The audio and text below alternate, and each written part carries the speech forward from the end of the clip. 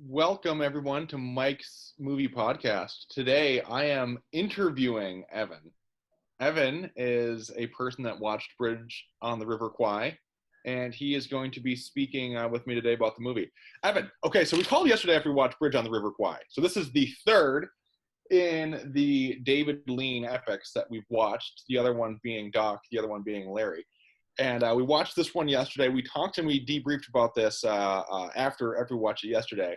And we both concluded that there was a lot to sort out and a lot to absorb because it's a pretty complicated movie.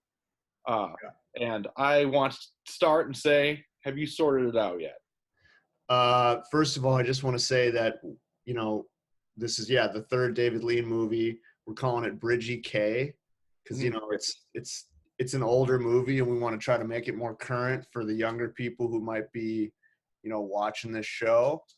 I also want to note the jungle background in honor of Bridgie K, which does take place in the Burmese jungle, right? The River Kwai is somewhere between Burma and Thailand. Yeah, important details. And so I'm happy to be interviewed.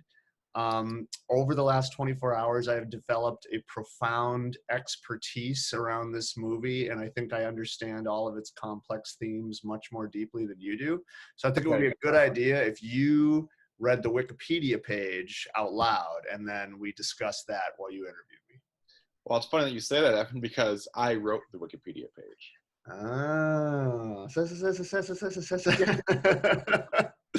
So not only did I write everything, but all the citations. I mean, a lot of the citations on the Wikipedia are mine, too. Well, I noticed that you cited a lot of my peer-reviewed articles on the movie, which I write all the time because I'm a professor, which you can tell by the glasses that I'm wearing. Yeah, but those peer reviews were negative. Oh, well, yeah. Up.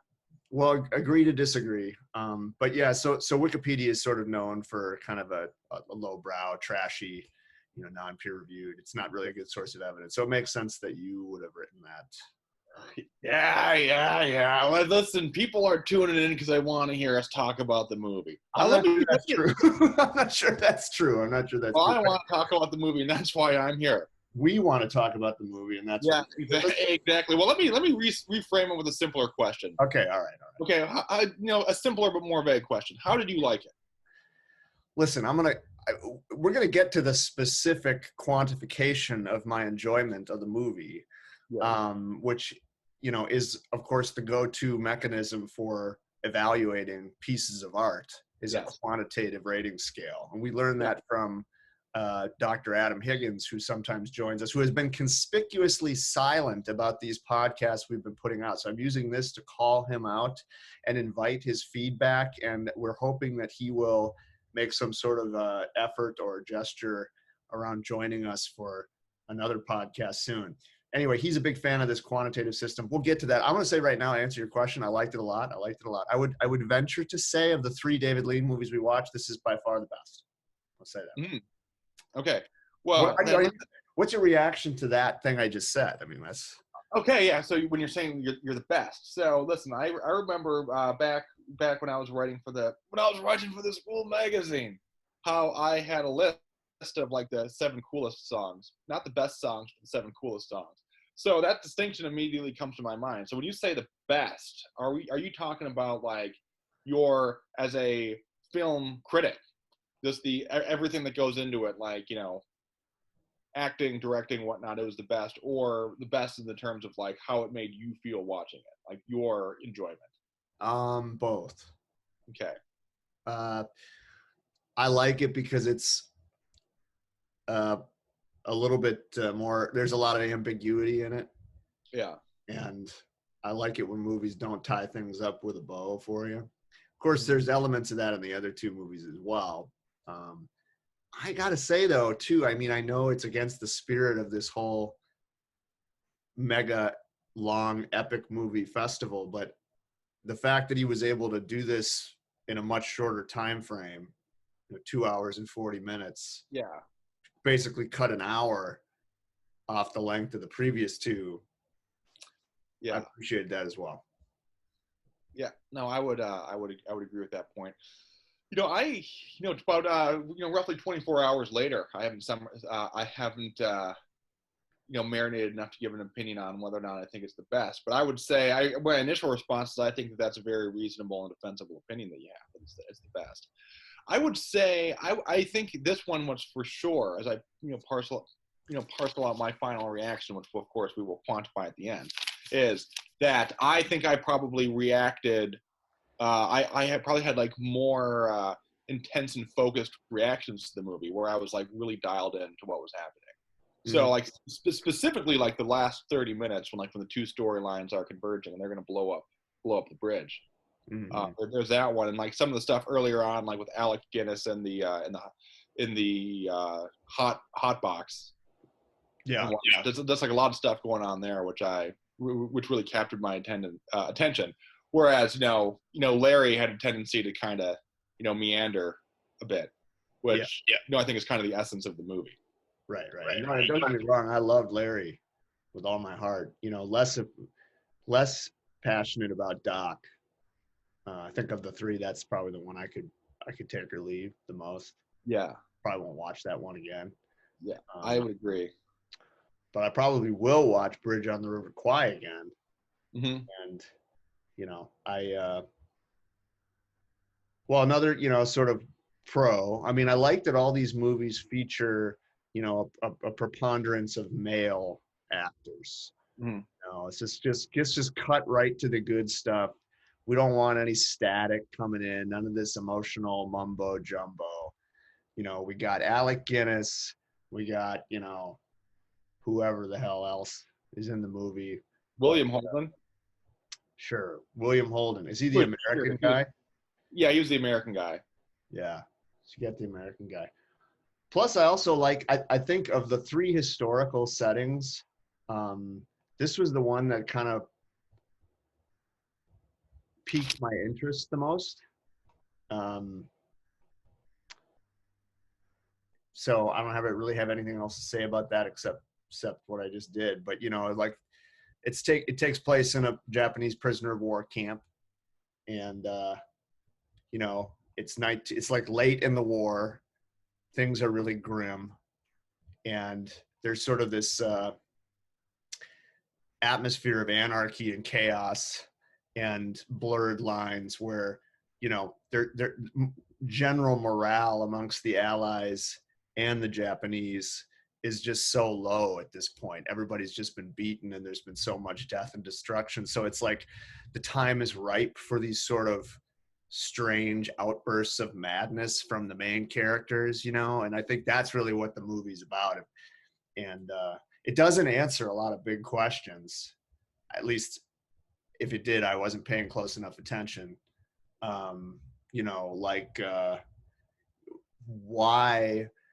Why is it that Alec Guinness has this strange obsession with building the bridge, and why is he so myopic there?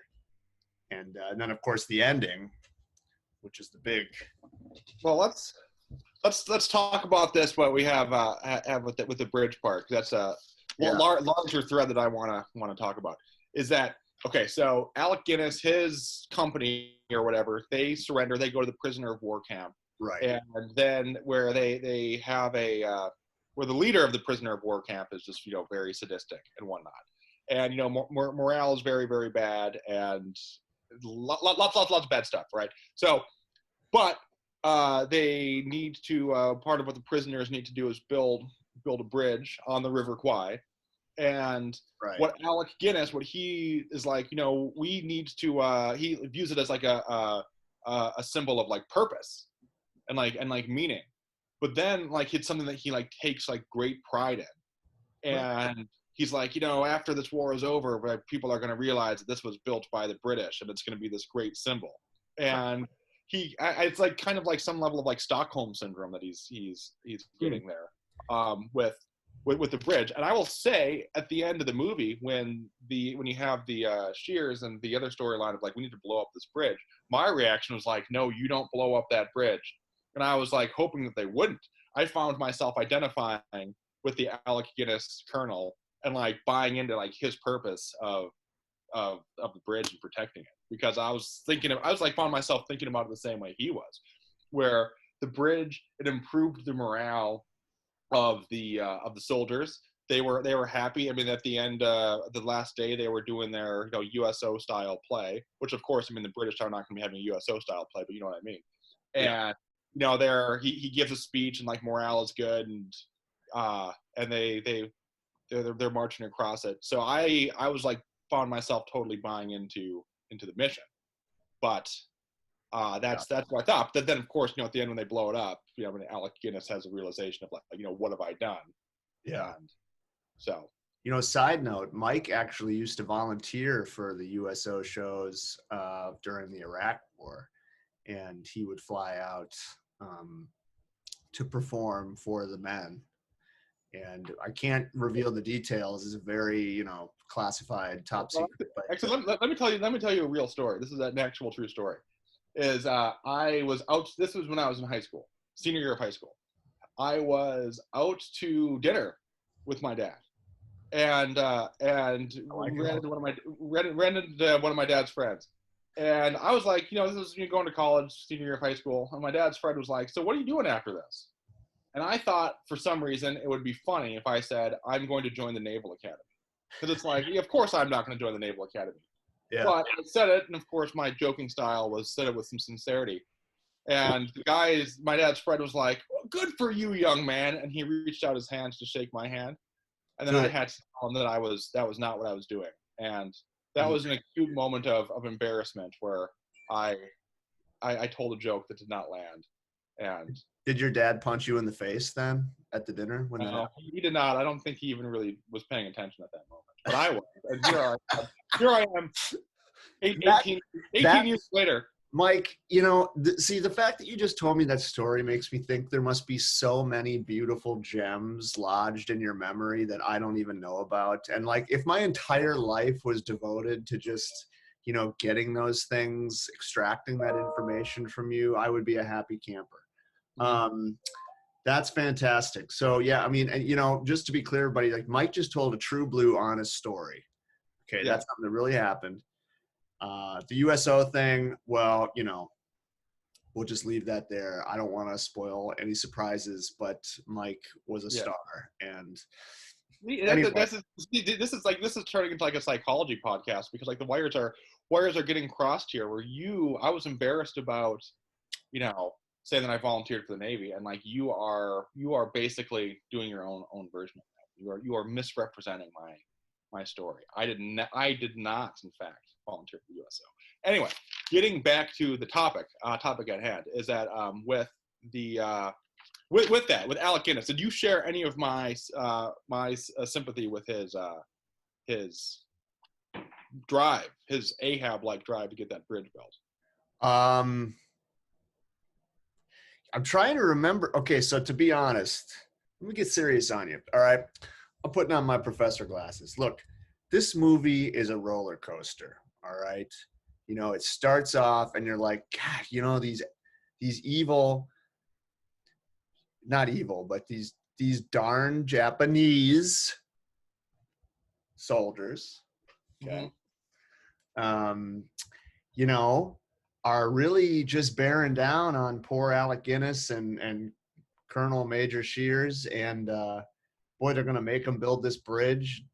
Damn them! And then you start to get with once they let Alec Guinness out of the hot box. Mm-hmm. You start to get with this whole program of like, what, whatever. If this is what we're going to do with the rest of our lives, damn well, we're going to do it. And you do start to get invested in the bridge. I think it's inevitable. But I actually was more drawn to, so something interesting happened when the American Shears, who's pretending to be, I don't know the ranks. He's pretending to be an officer. He's pretending to be an officer, an American officer. And, he falls in with this British military unit who wants him to take them back to the jungle spot where the bridge is so the Brits can blow it up, because of course this bridge is terrible news for the Allies. Yeah. Right. We don't want this bridge to be there. This is what's going to allow the Japanese to, transport soldiers and equipment, deeper into enemy territory. And so I found myself starting to side with Warden, who was my favorite character and perhaps the craziest character in the movie.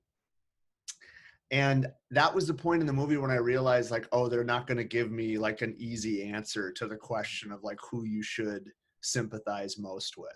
You know what I mean? Like, it almost felt like David Lean's trying to make that really difficult for you, right? Because like you have Alec Guinness, who is the lead protagonist, but there are so many reasons not to like him. And, you know, Warden is a more obviously kind of like shady, weird, sinister guy. But there are also reasons to like him. The biggest one being like he still sort of has his obsessive focus is on actually winning the war, right? Whereas the other people like Shears, the American, his focus is just on like taking care of himself, looking out for number one. And then, you know, Saito, the Japanese, I mean, he's just worried about his honor. He's going to have to commit seppuku if this bridge doesn't. And then there's Alec Guinness, who is just totally off his rocker and only cares about, you know, mobilizing his men to make this bridge, which is actually going to be really, really bad for his country. So I don't share it. After 9 minutes of talking with no breathing, I'm going to tell you that I don't share that that sympathy for Alec Guinness in the bridge, but I did at certain points earlier in the movie.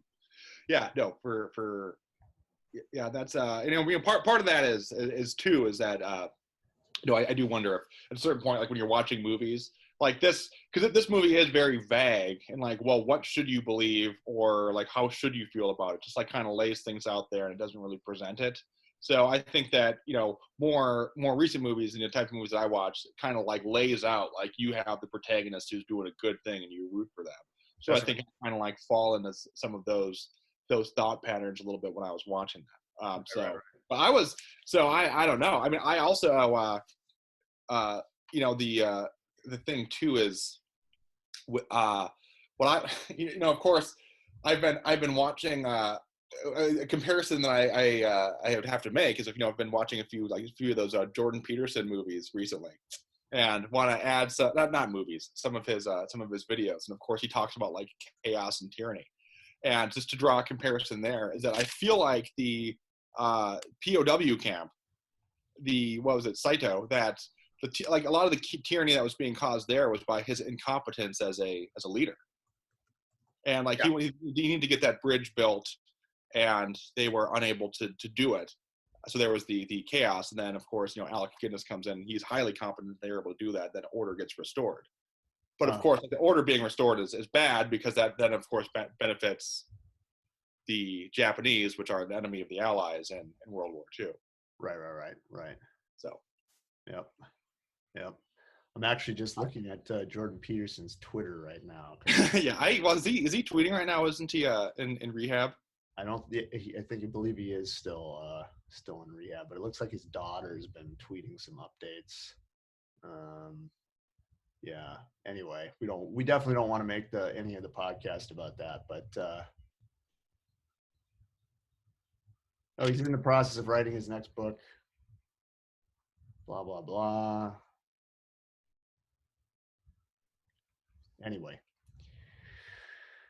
So, but yeah, that's my observation. I guess I don't really have anywhere to go from there, but I wanted to say that I do have Mike likes Jordan Peterson. We want to get that out there. We want to share that with his coworkers. Okay, I'm going to say, you know what, Mike, you live in Seattle. I think that's a place where people will be receptive to that information. I'm going to send them all a blanket email.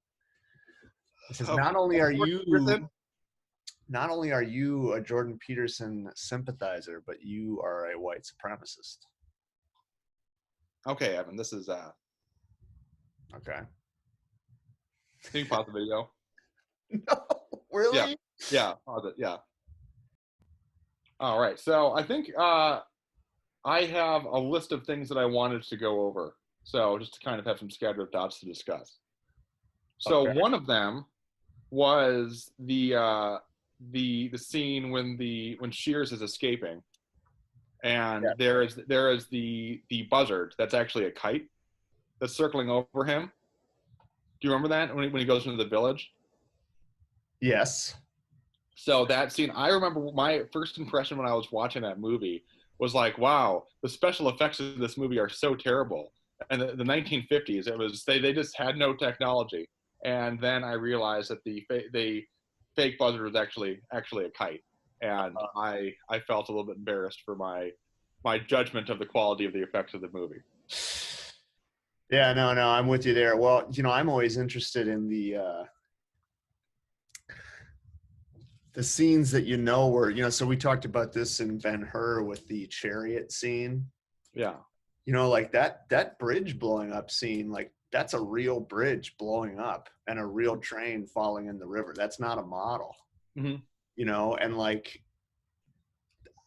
it's almost like you can envision these people sitting around drinking coffee or scotch or whatever in the 60s and saying like, well, we need to figure out a way to spend $5 million, meaning 230 million in today's dollars, on one scene. Let's just have that be this big bridge blowing up scene. And I was doing a little research online. You can actually like read a lot just about that scene, like about the like all the buildup and the celebration of the scene as like an event. And I guess you had like crew members and people around like scattering about to pick up splinters from the bridge as souvenirs because they knew it was going to just be this like great historical event for cinema. So similar to the chariot scene in Ben-Hur. Yeah. So you read up about the movie? Yeah, I poked around a little bit. I wanted to see what people were saying because So after I watched it. Yeah, of course. Well, what other gems did you come across with your research? Well, I read Roger Ebert's review of the movie. I don't remember what he said. Do you remember how many stars he gave it? He gave it 4 stars. See, he gave Doc 3 stars. Yeah, that's I would give that too. So you read the Roger Ebert review of Dr. Zhivago? I did not. I just kind of clicked on it, looked at how many stars he gave it, and then that was that. I'll probably go into more detail of it. I do recall that you gave Dr. Zhivago 5 cheeseburgers, though. Would you? Yeah, I did. I think I gave all the movies we've done so far 5 cheeseburgers. Yeah. But like Bridge on the River Kwai would get 5 cheeseburgers, plus whatever, plus some. It would get 5 cheeseburgers and some spotted dick, because this is about the British Army, and they eat spotted dick. And what is that? Britain. It's a kind of sausage that you chomp down in the morning and get some chow. All right. Well, have you ever seen King Ralph? With John Goodman. Oh yeah. I do. I've only seen a couple clips of that. I do believe that there's a scene when John Goodman is wearing either a Green Bay Packers hat or a jacket. In the movie. So yeah. So is that a reference to that motion picture? It is, and we're just going to take a quick little detour here. I know this is your show, but Your Majesty. The English people don't generally like their monarch to look like a sofa. Okay. This is just a clip from the movie we just referenced, King Ralph. These are Peter a few O'Toole. of our traditional English dishes, some of which you will be served tonight. Here we have roast beef and Yorkshire pudding, bangers and mash, and the ever popular spotted dick.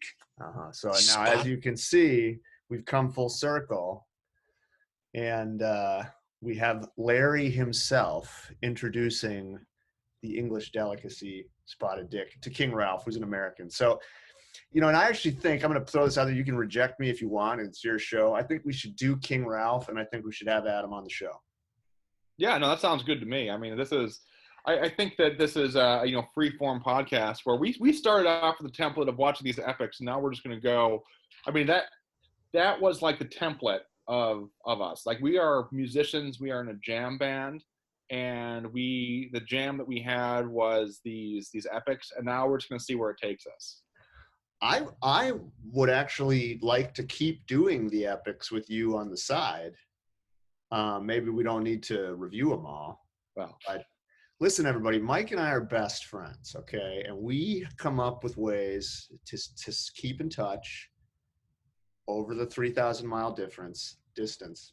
We watch these epic movies. Honestly, it's been a great source of stability and structure for me during the COVID shutdown. So I want to, but yeah, I think King Ralph with Adam sounds like a good plan to me. I have a couple more notes I just want to go over real quick.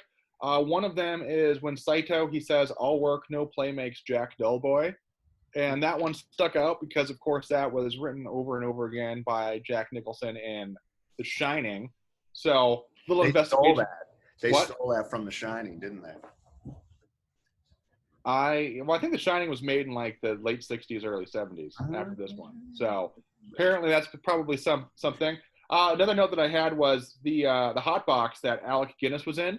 It did make me think of the Sylvester Stallone, Arnold Schwarzenegger film Escape Plan.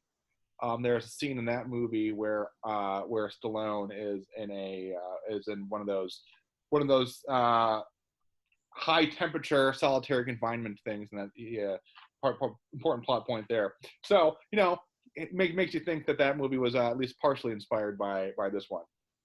But that's like the level of insight that I have in my notes here. I will also note that there was no overture or intermission. I will say the lack of intermission actually was refreshing, as you alluded to earlier, because it meant that it was a bit of a shorter and more concise film. And I will say too, there was a little bit of less action than I was expecting. That's a point that I want to touch with you about. Less action than I was expecting, because like Larry had a lot of like those train explosions. I mean, Larry had a lot more action than this one did actually, and I was a little bit surprised by that, because I did go into this one thinking that it was like a war movie with a lot of like battles and fights, and really outside of the big bridge explosion at the end, it was a lot more drama than action. Not that I'm complaining, but that was just an observation that I had. Yeah, so this one, more than the other two, well, more than Larry, is more about the characters and the human elements and the psychological aspects of those characters than it is about actual plot-driven action sequences, which is less true for Larry. I think, honestly, like, this was a few years before Lawrence of Arabia. So I think two things, just based on the cursory Wikipedia-esque reading that I did. This was like David Lean's first big movie, and he still didn't quite have the budget and resources. And then by the time he got to Larry, he was like a full-fledged, like, let's make the biggest, grandest thing we can, and then that's where Larry kind of falls into the same class with things like Ben-Hur and Ten Commandments and stuff like that. So I think Larry was more intended to be that film you're describing, and this was sort of, well, this was based on a book they liked, like this guy wrote the book in Bridge on the River Kwai, and I think they just, it wasn't ever supposed to be like a war movie. He just uses these wars as sort of backdrops for these sort of human stories.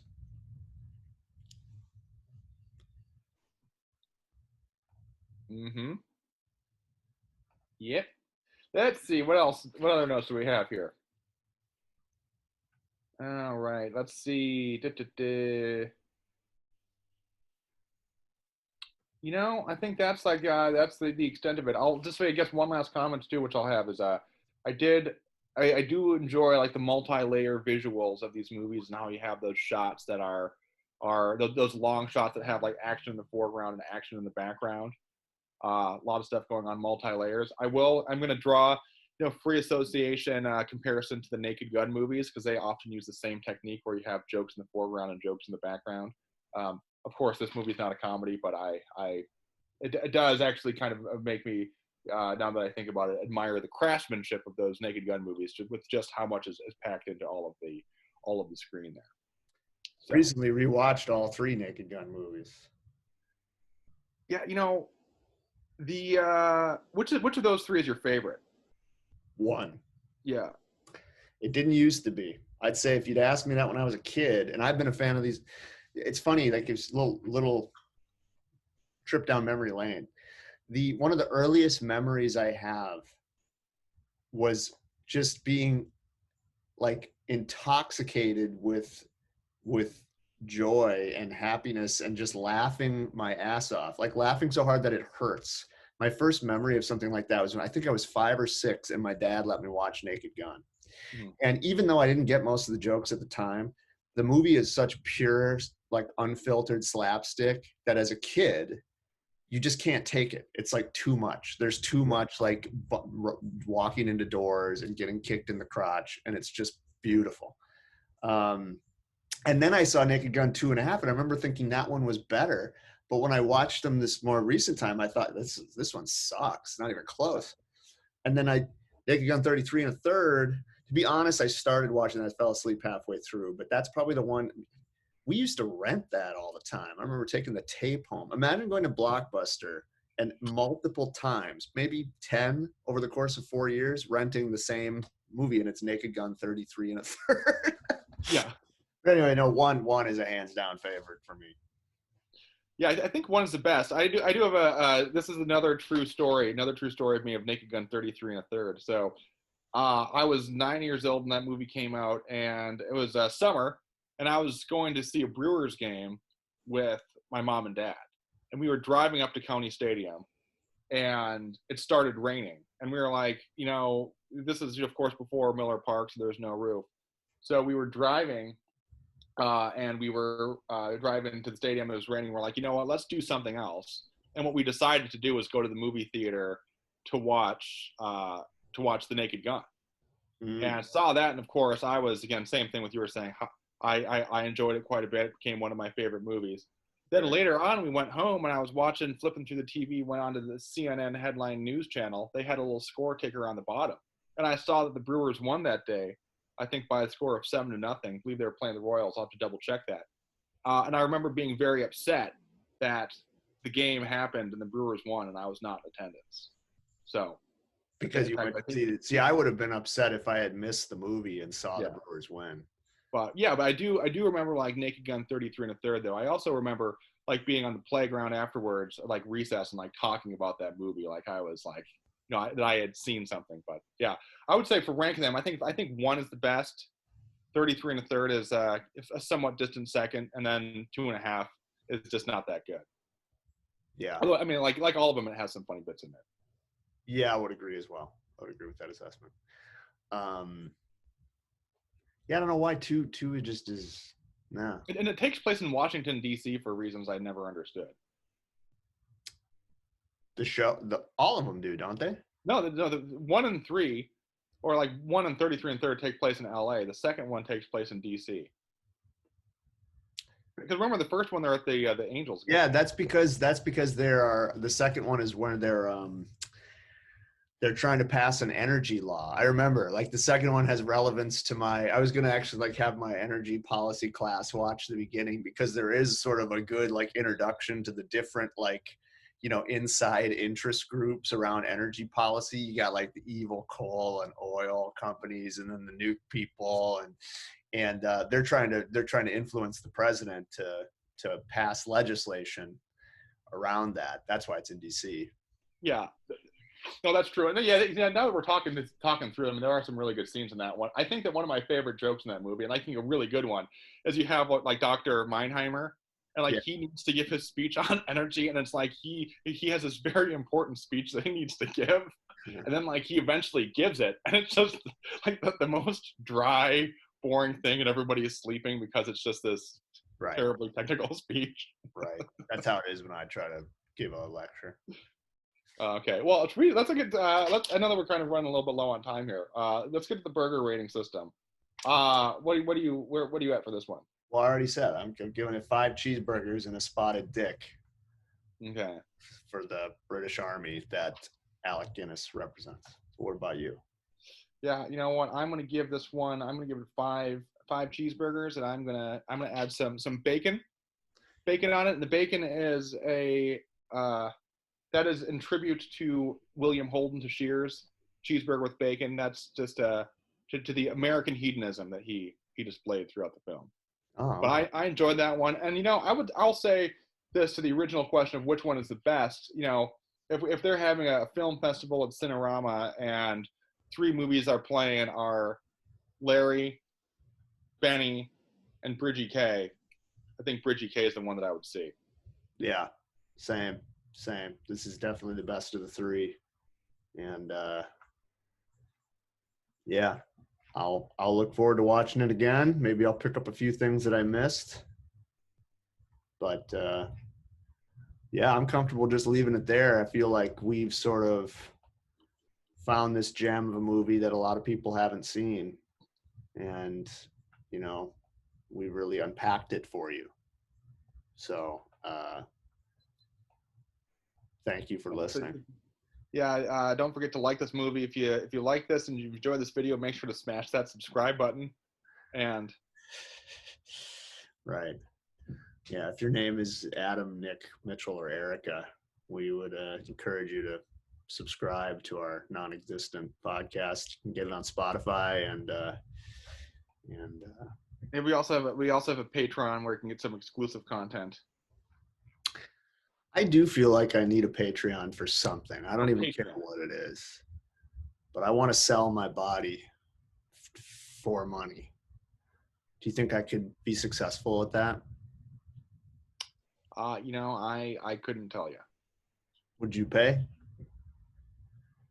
How much would you pay? If it was for your guitar shredding skills, if I needed somebody to play the national anthem, then I would. I would pay you $20 to play the national anthem, Star Spangled Banner, at a NC State basketball game. Are you gonna get me the gig? Yeah, I'll do it. I mean, listen, I have time on my hands. What I will do is I will send an email to the athletic department at NC State and say, like, listen, I know this guy who can play the guitar, and if you need someone to play the Star Spangled Banner, I'm the guy. Yeah. No, not many people can play that song on the guitar. Guitar is a really hard instrument. Not a lot of people can play. I can play. All right. Well, that'll about do it for Mike's Movie Podcast featuring Evan with occasional guest Adam Higgins, who's, again, suspiciously silent these days as he struggles to adapt to the new rules surrounding quarantine. And we hope that he comes back to join us virtually. So, all right.